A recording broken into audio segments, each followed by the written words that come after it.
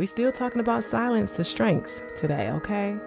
My point is that I don't stay silent. I talk about my issues, and I am willing to share that with you because I feel stronger when I talk about it. When I vent to those who will listen and to those who I trust, I get stronger because maybe they have some advice. Like I told you, my best friend, she says, girl, come up and see me. And I'm like, oh, I feel better already. That's all I need to do is book a quick trip. And she said she got me. Okay. Journey to Joy Live, a podcast to promote wellness, resilience, and joy while providing mental health awareness and breaking down the stigma of mental illness in the Black community. I'm your host, Dr. Enjoy, and today I bring to you episode 45, Silence to Strength. All right, so it's May, Mental Health Awareness Month. Hopefully you've been seeing posts and things all around promoting mental health, mental illness, mental wellness, self-care, and all kinds of things this month, because that's what it's all about. Advocating for your mental health, advocating for your wellness, and advocating for you. What do you need to do to get back to you and to get back to your mental health and your wellness? So that's not just for the month of May, but every day of the year. Thank you for joining me today. So, silence to strength. What does that even mean? Why is that important? A lot of us are silenced. A lot of us aren't talking about our mental health or our mental illness or how we feel or feeling like it's a weakness or feeling like it's a shame to feel a certain way or to go through stress. I'm weak. I'm ashamed of what I feel. They're going to think that I'm a nothing of a person or that I'm not capable. What happens when you remain silent? What happens when other people remain silent or that they don't feel comfortable opening up? Well, they only get more stressed, more overwhelmed. Their mental illness worsens when it goes untreated.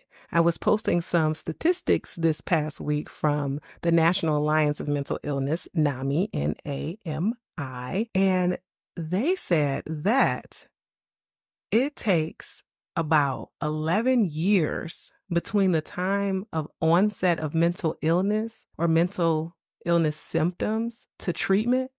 So you mean to tell me if you've got depression and you first start getting symptoms, it takes 11 years to get it treated?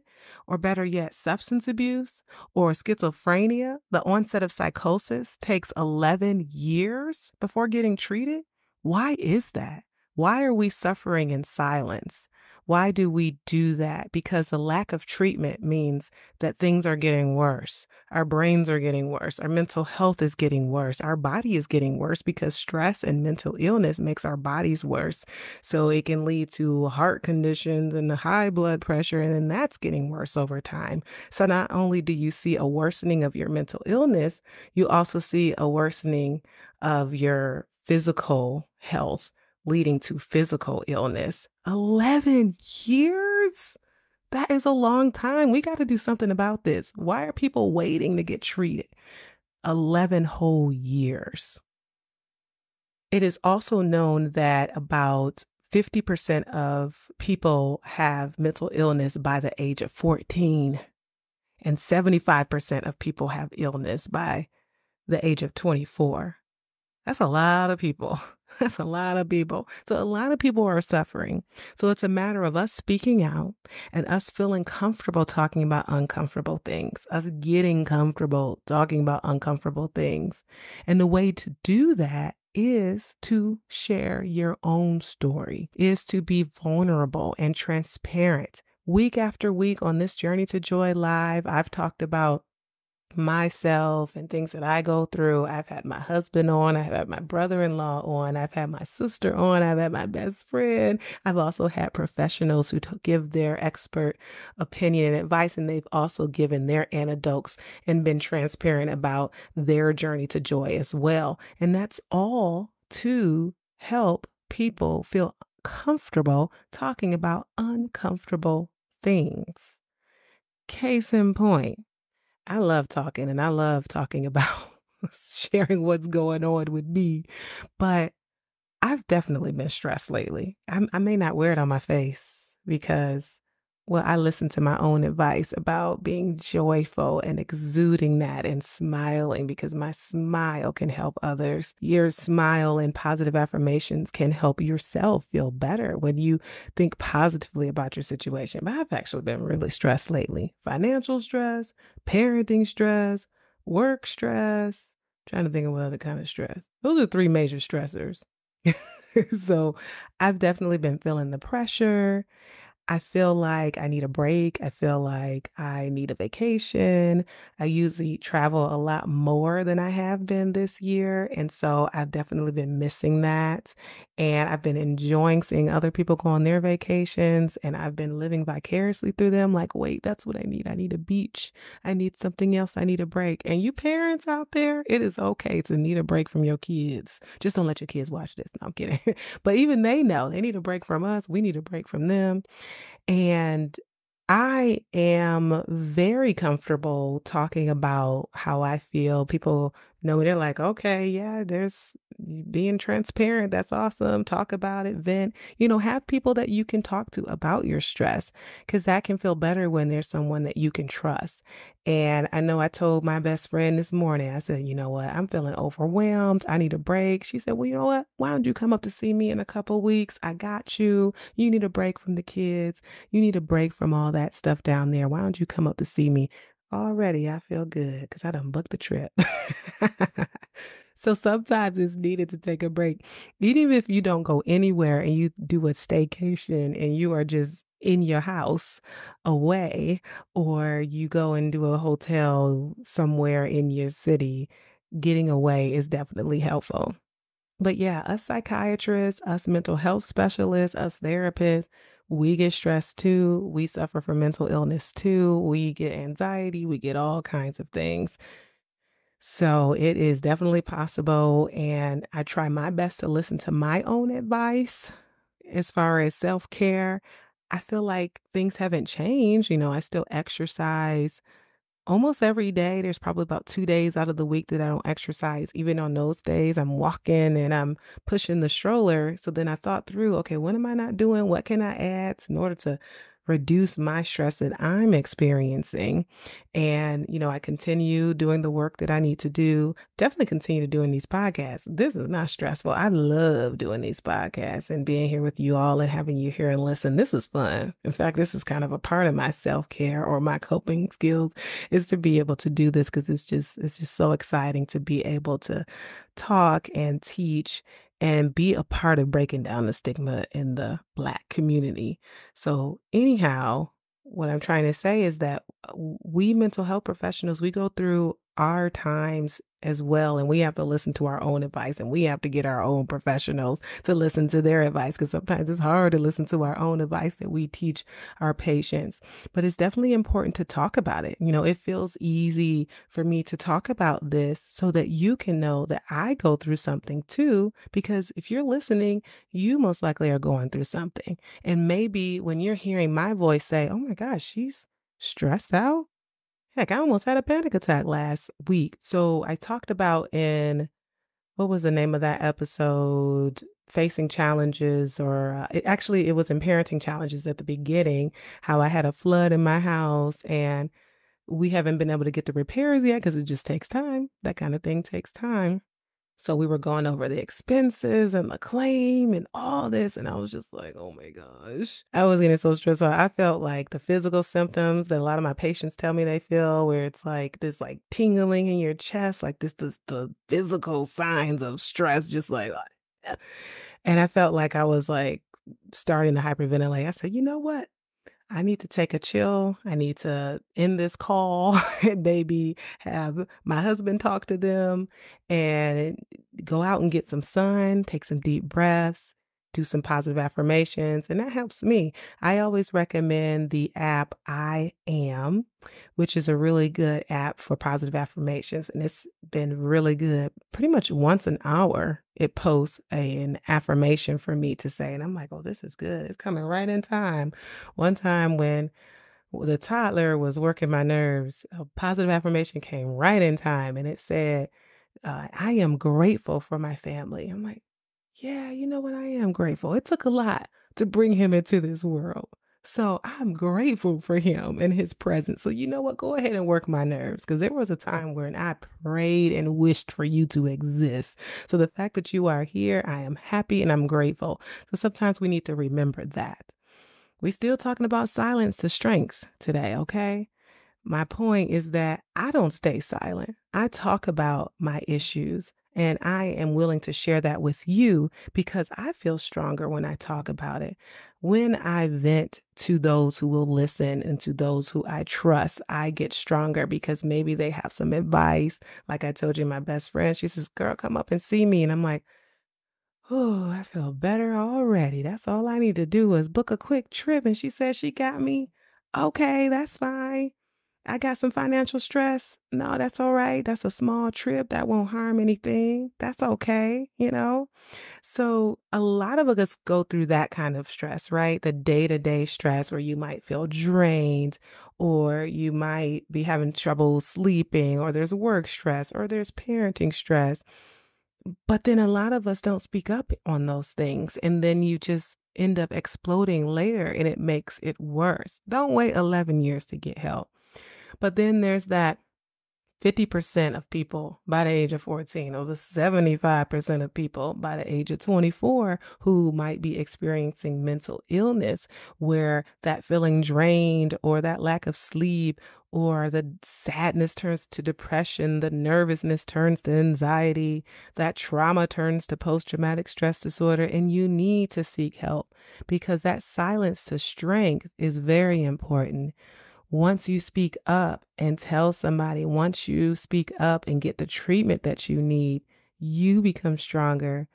You are able to battle that challenge, that trauma, process whatever stress you've been going through and being able to work through it. It's definitely important. And encouraging family members, that can be tough. I mean, sometimes it's easier to encourage a family member versus encouraging your own self because we got all the advice for everybody else, but we're not listening to our own needs. So listen for your own needs, but also help others out. There's so many different resources out there. Like I mentioned before, the National Alliance of Mental Illness, they are really campaigning hard this month. They have resources. There's 988, the suicide crisis line where you can chat, call, or text. And in Georgia, there's a Georgia Crisis Access line where you can call if you're going through any issues. I even present myself as a resource. You can find my website. I even have resources at the bottom of the frequently asked questions tab on my website. So, and I'm here. Come and join me live and ask questions, make comments and things like that. If you ever need help, I can steer you in the right direction. I can't take on every single patient, but I can at least steer people in the right direction. So it's important to unsilence yourself. Speak up, speak out, rise up, do everything you need because your mental health is important. The mental health is at the crux of a lot of different medical illnesses, as I alluded to before. It is very important to take care of it. At the very basic level, making sure you have time for yourself, self-care, meditation, journaling, whatever it is. I used to journal a lot in college, and that was actually very helpful to me. I've recently found a lot of my journals and looking through them, I'm like, I was really depressed in college, like genuinely depressed. The way I wrote in my journal is that I would write poetry, but it was about like sadness and how I was single and how I really wanted to be married and how and I was I'm a Christian and I was very spiritual. I'm spiritual now, but I think I was very spiritual back then. But I just felt like, was I living the life I was supposed to live for God? And I was just really hard on myself back then, just looking through that. But my outlet was through journaling and through writing poetry. But it was interesting because now 20 years later, looking at those journals, I'm like, whoa, wow. Like, I don't even remember feeling that way. I mean, so that's another thing to think about when you're overwhelmed and thinking of positive affirmations and being grateful. Think about where you've come from. Think about where you're at now versus where you used to be. Yeah, maybe you've got some progress. There's some places you need to be, like, oh, there's that debt you have to pay off. You'll get there. Give yourself some slack. It's okay. Mama, you're not a bad mom. Dad, you're not a bad dad. Those kids are just bad. It's okay. No, it's difficult. Parenting is difficult, but give yourself some slack. Release yourself from the shame. Release yourself from the guilt. It's all right. But think about where you've come from and that right now you've made so much progress. Most people have made a lot of progress since the past. And there's usually a few things at least that you can think of to be proud of and to be grateful for. So that's eye-opening for me to be able to see that in my journal. I'm like, whoa, I'm not there. I am not in that mental space. And, looking back, like, would I have diagnosed myself with major depression? I don't know. I don't think I've had the lack of like appetite issues or like the sleeping issues, but there was a lot of hopelessness and sadness. I didn't have like the loss of interest or things like that. So maybe it was like what I would probably call unspecified depression, but it was a lot of negative affirmations that I gave myself in that journal. So it's really nice to see that I've come so far because even through the day-to-day stress of parenting or finances or whatever work that might be going on, you can still be on that journey to joy. I still feel like I'm on my journey to joy because joy is a journey and a destination if you think about it. Just being on that journey, putting yourself first and deciding whatever it takes, I'm going to get there. I'm going to find that joy. Whatever it takes. I may not be there now, but I will get there, and trusting that process and trusting that you will get there. Okay. Well, I hope that this has been helpful. I hope my transparency is helpful. I think that you should speak up and be transparent. That authenticity that you give yourself to others is helpful because it makes people feel like they can do the same. So whether it's you being transparent about something great in your life, do it and say it because you're not bragging. You're just showing that they can do the same. Or if there's something not going so well in your life, tell people because there's somebody else feeling the same way. You can say, I got you. You got it. You can do this. I got it. I can do this. Keep the positive affirmations. Thank you for listening. Appreciate you all for watching, whether you're watching live or later or listening on the podcast platforms. I'm on every podcast platform. Apple, Pandora, Spotify, iHeartRadio, you name it. So I appreciate it. And wow, episode 45 already. That's crazy. See you next week. I'm going to have a special guest. So looking forward to it. Bye-bye.